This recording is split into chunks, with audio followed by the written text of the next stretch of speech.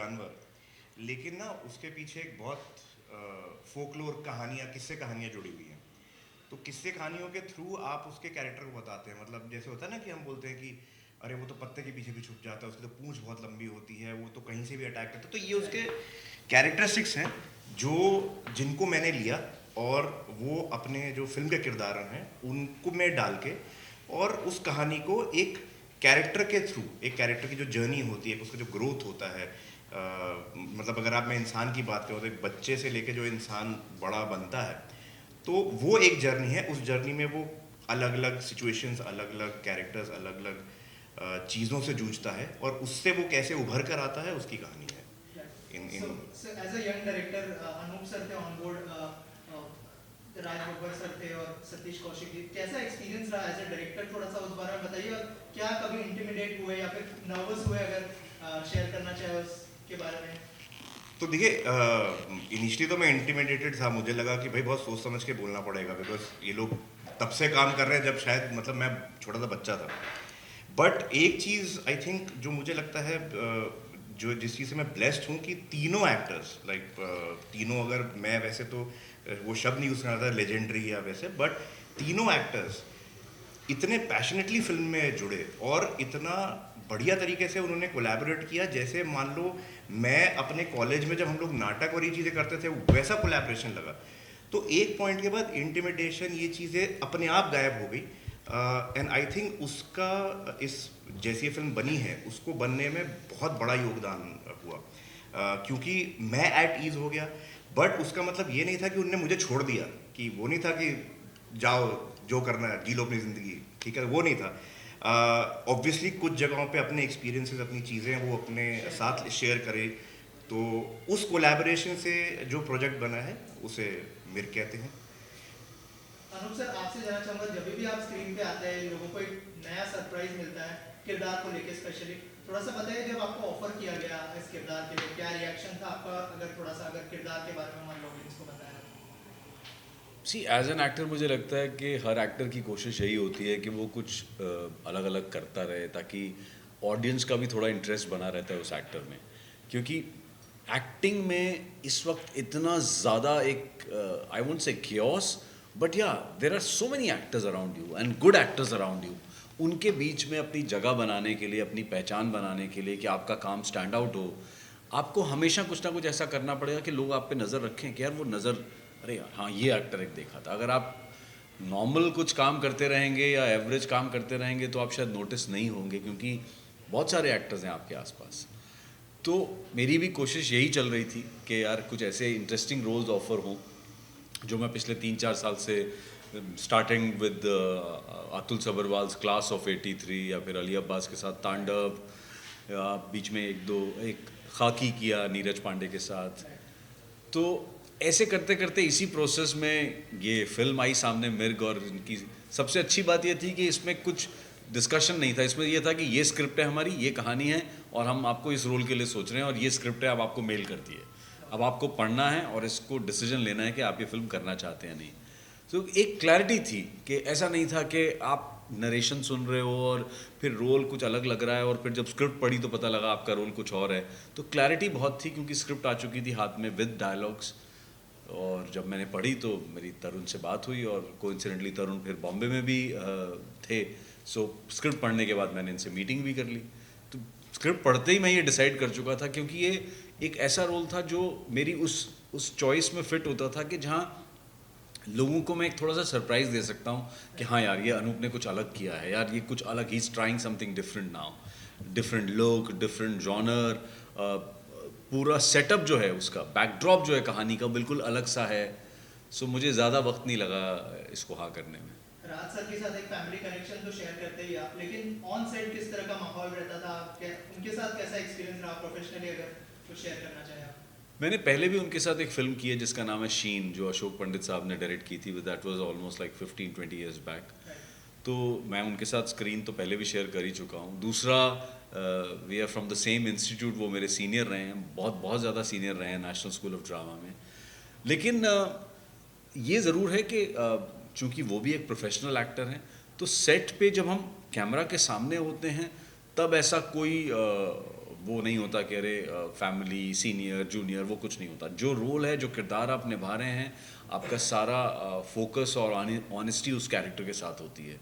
But या obviously shot ख़त्म हो जाने के बाद आप बैठते हो, बातें करते हो, उनके एक्सपीरियंसेस से कुछ आपको मिलता है कि यार कैसे करना चाहिए। वो भी कहते हैं कि हाँ यार ये सीन ऐसे कर लो। जैसे मुझे याद है पहले जब मैं फिल्म शूट कर रहा था तो वो काफ़ी इनपुट्स देते थे अपने, और वो अच्छा भी लगता है। बट इवेंचुअली मुझे लगता है कि it's the director who is the boss and the captain of the ship. तो अल्टीमेट मेरा ये प्रोसेस है कि मैं अपनी 50 बातें करूँगा अपने, जो मैं उस कैरेक्टर के बारे में समझ रहा हूँ, but eventually it is the director who will tell me कि यार this is what is the correct thing to do. So I follow my director. Also Anoop sir, इन दिनों मैं देख रहा हूँ बहुत सारे आपने ओटीटी पर फिल्में की है, सीरीज की है। कितना एंजॉय कर रहे हो ओटीटी के इस दौर को, अगर आप उस बारे में कुछ बताएं? यार सबसे बड़ी बात एक्टर के लिए क्या होती है, इसी देखो जैसे मैं जब बालिका वधू कर रहा था and I quit Balika Vadhu इन 2014, 10 साल हो गए मुझे बालिका वधू छोड़े हुए। और क्राइम पेट्रोल भी ऑलमोस्ट मैंने एंकरिंग क्विट कर दी थी 2019 में। तो मुझसे कोई पूछता था अरे यार आप तो बहुत पॉपुलर थे वहाँ पर, यू नो बच्चा बच्चा आपको जानता है, आपने क्यों छोड़ दिया वो?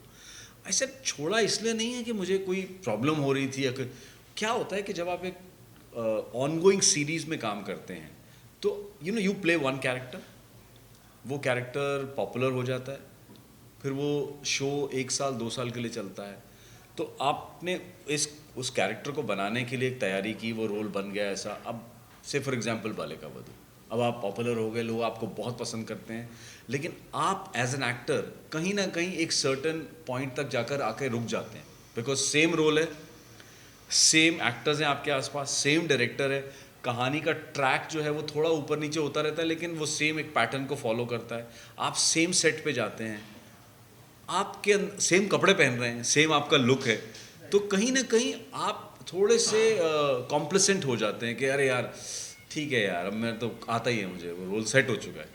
लेकिन जैसे आपने पूछा कि अलग अलग वेब सीरीज़, अलग अलग फिल्में करना, उसका एक किक अलग होता है एज एन एक्टर। अब ये मिर्ग है, ये मिर्ग शूट हमने कर लिया, अब ये रिलीज़ हो रही है, now will move on to the next film, next project, या उस बीच में और 1-2 प्रोजेक्ट्स हो चुके हैं जो आने वाले होंगे, उसमें डिफरेंट लुक होगा, डिफरेंट डायरेक्टर होगा, डिफरेंट को एक्टर्स होंगे, डिफरेंट स्क्रिप्ट होगी, तो आपको एक ग्रो करने का मौका मिलता है।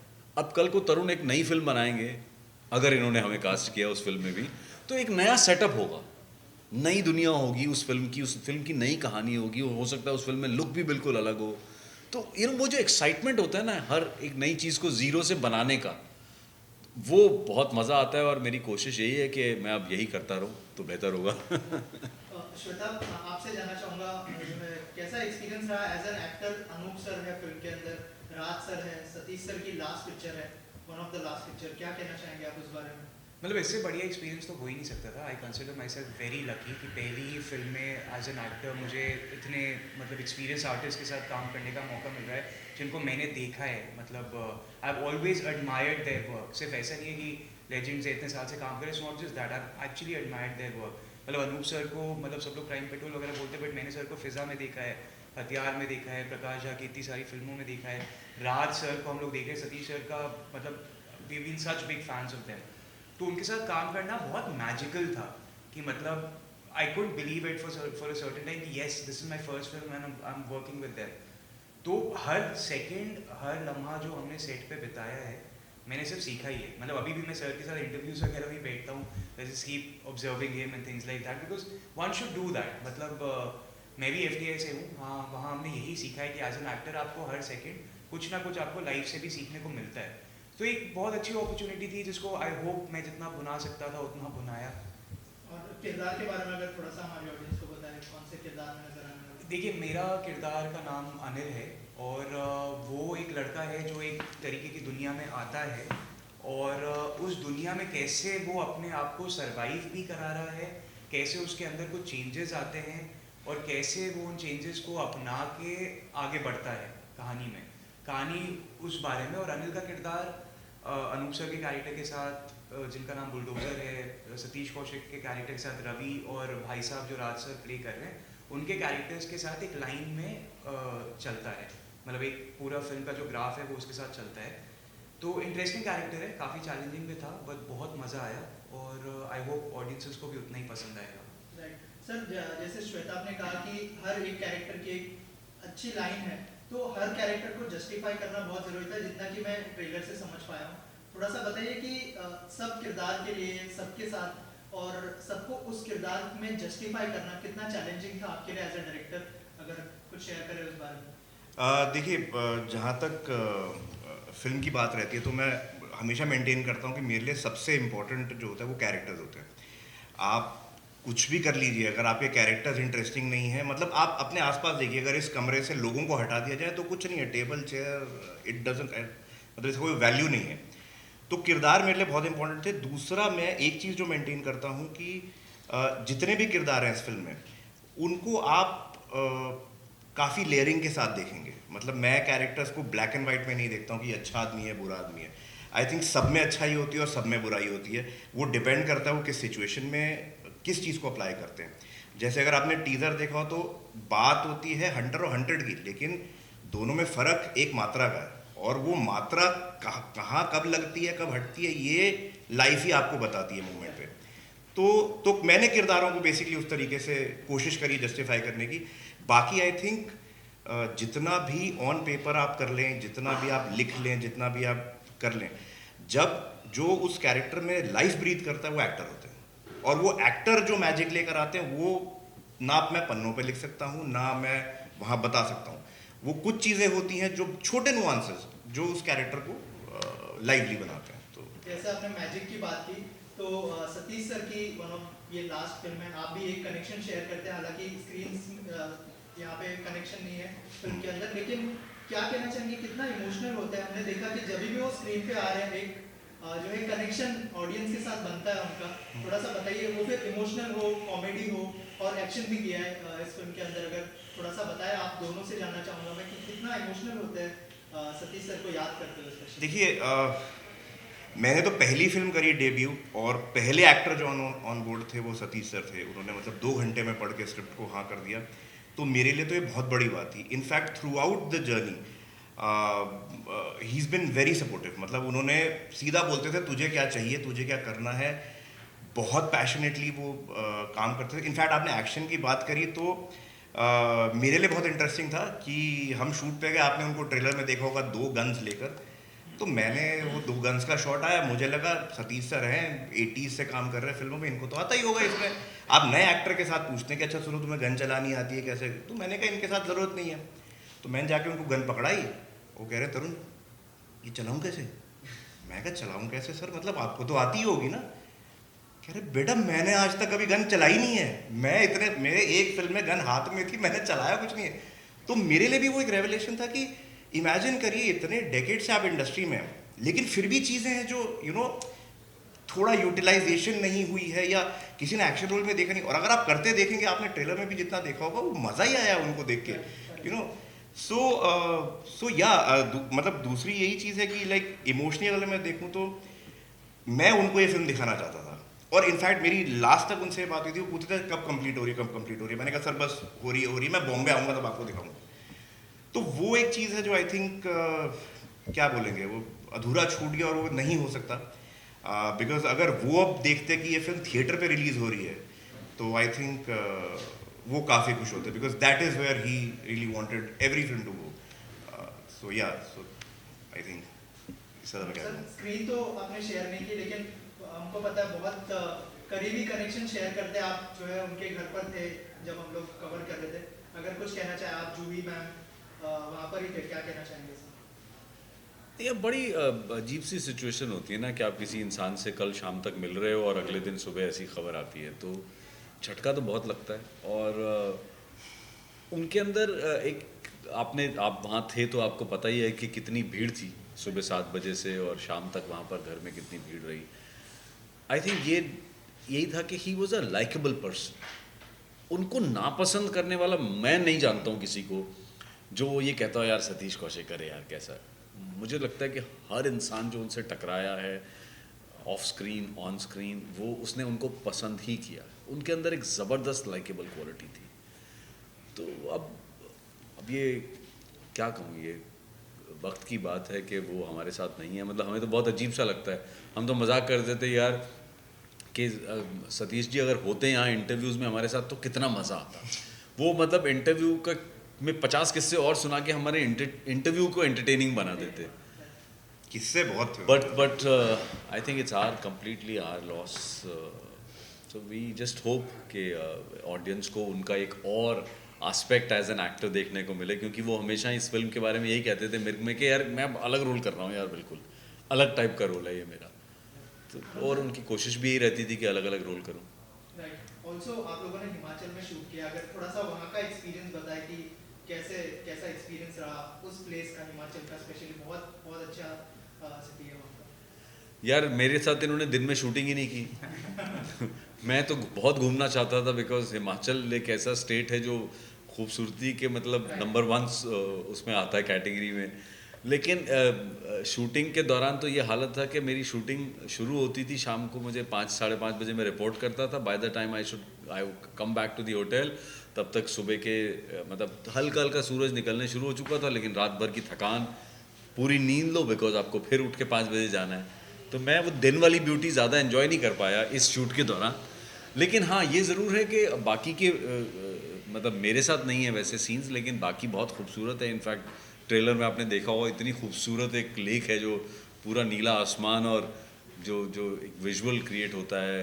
उसके अलावा जो सतीश जी के कुछ सीन्स हैं मार्केट के, एक ऑब्वियसली हिमाचल का अपना एक अलग लुक है, लेकिन इस कहानी में पूरी जो लोकेशन है ना बड़े कैरेक्टर की तरह से है। जैसे मेरा पूरा मेरे जितने भी सीन्स हैं वो सारे जंगल में और सारे के सारे नाइट में, तो एक अलग तरह का इंट्रीग क्रिएट होता है कहानी के अंदर कि यार ये हो क्या रहा है ये कहानी में। बट काफ़ी डिफ़िकल्ट लोकेशंस भी थी, शूट करना इतना आसान नहीं था। But I think Tarun wanted के यार ये जगह वो एक ऐसा, मैं पूछ भी रहा था जब हम पहली बार पहुंचे तो मैंने इनसे पूछा, मैंने कहा यार ये जहाँ हम हैं रात का सीन है, अपन कहीं बॉम्बे के आसपास जंगल में नहीं कर सकते थे, बोरीवली में कहीं इधर उधर। तो ही सेड सर वो सब कर सकते थे, लेकिन ये जो पूरा बैकड्रॉप हमें मिल रहा है ये बैकड्रॉप नहीं मिलता हमें यहाँ का। तो कई बार एज एन एक्टर थोड़ी डिफ़िकल्टी फिजिकली होती है, लेकिन उसका एंड रिजल्ट बहुत अच्छा होता है। क्या कहना चाहेंगे उसके बारे में? क्या मतलब दोनों को, मतलब जैसे हमने देखा है पास्ट में 2 फिल्में जब बॉक्स ऑफिस पर टकराती है अच्छा करती है फिल्में, लेकिन क्या कहना चाहेंगे सर, कुछ शेयर करना चाहेंगे उसके बारे में? दोनों बहुत अलग फिल्में हैं।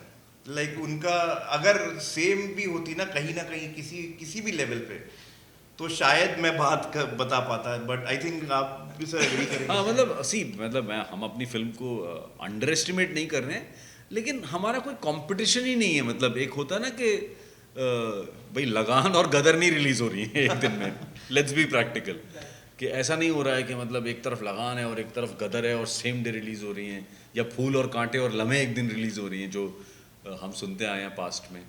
जबकि कई बार ऐसा होता है अनएक्सपेक्टेड वाली चल जाती है। तो हम तो ये चाहेंगे कि जो फिल्में रिलीज़ हों सब चलें यार, being a part of the industry. हम तो चाहेंगे कि क्योंकि हमें पता है एक फ़िल्म को बनाने में कितनी मेहनत लगती है किसी के लिए भी, लेकिन हमारी भी कोशिश यही है कि यार हमारी फिल्म देखी जाए और लोगों को पसंद आएगी। और जैसा तरुण ने कहा कि दोनों फिल्मों का मूड बहुत अलग है। तो जो हमारी फिल्म जिस तरह की फिल्म है, जो ट्रेलर से जिन्होंने लोगों ने जज किया होगा, जिनको इस तरह का सिनेमा पसंद है, वो ज़रूर आएंगे देखने। Thank you so much and all the thank you.